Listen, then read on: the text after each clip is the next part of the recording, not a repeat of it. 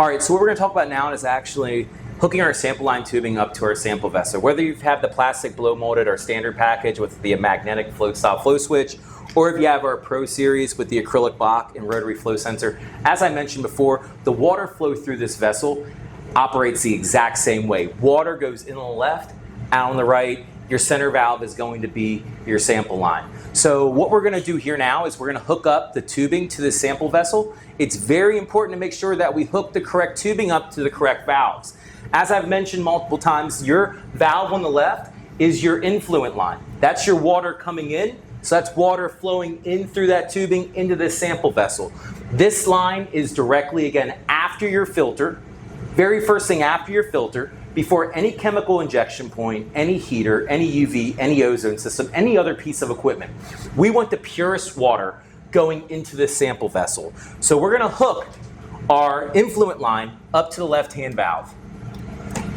The right-hand valve is your effluent line. That's your suction. So that's actually going to be pulling the water through that sample vessel back through the pump. So this vessel is essentially a miniature body of water. It has a pump, it has a filter. We're recirculating this water in here, and we want the purest water going through this sample vessel to get the best reading. If we don't have pure water, if we have unfiltered water, it's going to cause issues with the controller reading accurately.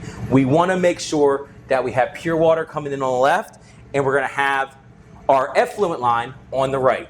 So this is directly in front of your pump, whether if it's drilled and tapped in the suction manifold or if it's in the vacuum drain down port on your hair strainer basket. Then we have here, we have our sample line. This is your center valve. You can use either a longer piece like this, or you can cut this piece a little shorter, put it right in here into this center valve. This is where you can test your water chemistry. Get your test kit, open that valve up once it's flowing, and you can test your water chemistry right here. Again, it doesn't have to be this long. It can be a little bit shorter than this, but it's a great way to test your water chemistry and confirm that your water chemistry in the pool matches your water chemistry displayed on your controller, especially your pH, which is something you should be doing every single day. So it's very important to make sure the water flow, especially on the standard package that has the magnetic float style flow switch, is flowing in the correct direction.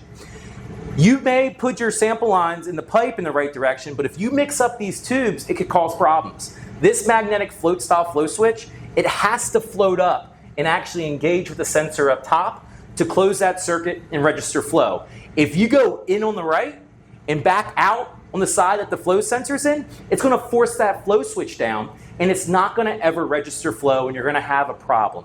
All right, this is our flow switch. It plugs in the exact same way as the Professional Series that has that rotary flow sensor, that has that pinwheel. It plugs in the exact same way. We're going to go right here. This has a groove. We want to make sure it's lined up, and we want to make sure it's locked into place. It's a twist lock. So our flow sensor's plugged in. Again, it's very important to make sure that we have these sample lines, installed in the correct location on the actual system, as well as the correct tubes hooked up to the correct valves, because if not, it could cause problems down the road.